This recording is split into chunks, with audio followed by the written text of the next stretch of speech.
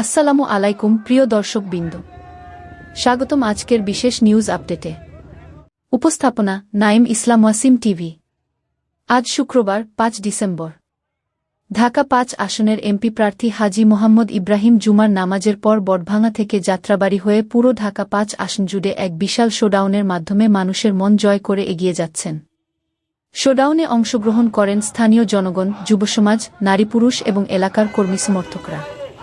পুরো এলাকা উৎসবমুখর পরিবেশে ভরে যায়, ব্যানার, পোস্টার, মাইক, উচ্ছ্বাস এবং স্লোগানে মুখরিত জনতা। হাজী মোহাম্মদ ইব্রাহিম জনতার উদ্দেশ্যে বলেন, ৫ আসনের জনগণের উন্নয়ন ও অধিকার প্রতিষ্ঠায় কাজ করতে চাই। আপনারা দোয়া ও সমর্থন দিন, ইনশাআল্লাহ একসাথে এগিয়ে যাবগু।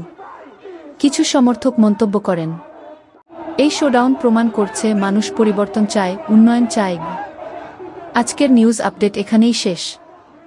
আপনাদের সঙ্গে ছিলেন নাইম ইসলাম ওয়াসিম টিভি। পরবর্তী আপডেটে আবার দেখা হবে। আল্লাহ হাফেজ।